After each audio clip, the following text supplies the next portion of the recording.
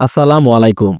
উত্তরপত্রের ভুল ধরে অধিভুক্ত সরকারি ৭ কলেজের এক পরীক্ষার্থীর খাতা ফেসবুকে পোস্ট দিয়েছেন ঢাকা বিশ্ববিদ্যালয়ের গণিত বিভাগের অধ্যাপক ডক্টর সোহানা জাহান।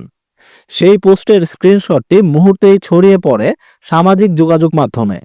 পরে তা নিয়ে নানা আলোচনা ও সমালোচনা করেছেন নেটিজেনরা। এরপর স্ট্যাটাসটির বিষয়ে নিজের অবস্থান তুলে ধরে দুঃখ প্রকাশ করে আরেকটি স্ট্যাটাস দিয়েছেন ঢাবির ওই অধ্যাপক। সম্প্রতি ফেসবুকের ওই স্ট্যাটাসে ঢাবির অধ্যাপক লিখেন, ৭ কলেজের নাম্বার অফ থিওরি এর খাতা আমার কপালে কেমনে আসলো জানি না। নিজেদের গুলাই দেখার সময় পায় না, আবার ৭ কলেজ। কাউকে ছোট করতে চাই না, আবার একজনকে দিয়ে সবাইকে জাজ করাও ঠিক না। পারফেক্ট নাম্বার এর ডেফিনেশন লিখতে চেয়েছে, এই এক পারফেক্ট ওয়ার্ডটাই একবারও পারফেক্টলি লিখতে পারলো না। আর খাতা দেখার সময় ভুলগুলো আমাকে দেখালো আমার ক্লাস 4-এ পড়া সামিহ। তার এই স্ট্যাটাসে অনেক বানানগত ভুল ছিল বলে দাবি নেটিজেনদের। তা নিয়েও সমালোচনা হচ্ছে সামাজিক যোগাযোগ মাধ্যমে। পরীক্ষার্থীর খাতা ফেসবুকে দিয়ে এমন স্ট্যাটাসের সমালোচনা করে এস্তোনিয়ার একটি বিশ্ববিদ্যালয়ের শিক্ষক আমিনুল ইসলাম লিখেন, মানে এটাও সম্ভব? ঢাকা বিশ্ববিদ্যালয়ের গণিত বিভাগের একজন শিক্ষক একটা ছাত্রের পরীক্ষার খাতা তার ফেসবুকে আপলোড করে দিয়েছে। একটা বানান পর্যন্ত ঠিকমতো লিখতে পারে না। বানান যে ভুল সেটা ধরে দিয়েছে আমার ক্লাস 4-এ পড়া সামি। তার সন্তানও ৭ কলেজের খাতা দেখছে। একজন বিশ্ববিদ্যালয়ের শিক্ষক ছাত্রদেরকে কোন চোখে দেখছে একটিবার চিন্তা করে দেখুন। সে পরীক্ষার খাতা ফেসবুকে আপলোড করে দিয়ে বলছে তার ক্লাস 4-এ পড়া সন্তানও নাকি এর চাইতে ভালো লিখতে পারবে। ছাত্র যদি ভুল করে সেই ভুল ধরিয়ে দেওয়াই তো শিক্ষকের কাজ। অথচ তিনি কি করলেন? ঘৃণা ছড়ালেন।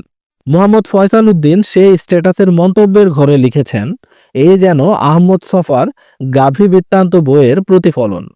সব বিশ্ববিদ্যালয়ের শিক্ষকদের উচিত নিজস্ব গুরু থাকা। মারুফ মুতাহির নামে আরেকজন লিখেছেন, আমার ছেলের বয়স 4, সে এখন শুধু অক্ষর চেনে। আমার ক্ষুদ্র মনে প্রশ্ন, ওই শিক্ষকের 4 বছরের সন্তান কি তাহলে জন্মগতভাবেই শিক্ষিত হয়ে জন্মেছে? সমালোচনার মুখে আরেকটি পোস্টে নিজের অবস্থান তুলে ধরে দুঃখ প্রকাশ করেছেন অধ্যাপক ডক্টর সোহানা জাহান। সেই স্ট্যাটাসে তিনি বলেন, শিক্ষক হিসেবে আমাদের অবশ্যই কথায়, কাজে এবং লেখায় অনেক পলিশড হওয়া উচিত। আমি শিক্ষক, সারা বাংলাদেশের সবার জন্য শিক্ষক। আমার একটি পোস্টে 7 কলেজ সংক্রান্ত একটি লেখা ছিল। যদিও আমি লিখেছি কাউকে ছোট করার জন্য লিখিনি, বা একজনকে দিয়ে সবাইকে জাজ করা ঠিক না, তবুও ওই লেখার কন্টেন্টটা অন্যকে ছোট করার মতোই ছিল। আমি ওই লেখার জন্য আন্তরিকভাবে দুঃখিত। আমার ফ্রেন্ড লিস্টে আমার রিলেটিভসদের মাঝেও অনেকেই আছেন 7 কলেজ থেকে পড়াশোনা করেছেন এবং যার যার জায়গায় সুপ্রতিষ্ঠিত আছেন। তাছাড়া আমার বন্ধু মহলে অথবা সিনিয়র জুনিয়র অনেক ভাই বোনও আছে যারা বিভিন্ন কলেজে শিক্ষকতা করছে। সর্বোপরি 7 কলেজের সকল শিক্ষার্থীকেই বলছি, কাউকে হিউমিলিয়েট করা আমার উদ্দেশ্য ছিল না। তবুও নিজের অজান্তেই আমি তোমাদেরকে কষ্ট দিয়েছি, তাই আমার ওই পোস্টের জন্য আমি আন্তরিকভাবে দুঃখিত। বিষয়টি নিয়ে জানতে অভিযুক্ত অধ্যাপক ডক্টর সোহানা জাহানকে মুঠোফোনে কয়েকবার কল দেওয়া হলেও তিনি রিসিভ করেননি।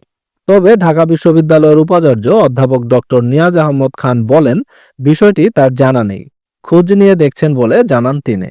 ঢাকা বিশ্ববিদ্যালয়ের মতো দেশসেরা একটি বিশ্ববিদ্যালয়ের একজন অধ্যাপকের 7 কলেজের একজন শিক্ষার্থীর খাতা ফেসবুকে স্ট্যাটাস দেওয়ার বিষয়টিকে আপনারা কিভাবে দেখছেন? এই বিষয়টিকে নিয়ে আপনাদের যে কোনো মূল্যবান মতামত অবশ্যই কমেন্টে লিখুন। দেখা হবে নতুন কোনো গুরুত্বপূর্ণ আপডেট নিউজ নিয়ে অথবা নতুন প্রকাশিত সরকারি চাকরির নিয়োগ বিজ্ঞপ্তি নিয়ে। ততক্ষণ পর্যন্ত ভালো থাকুন। আল্লাহ হাফেজ।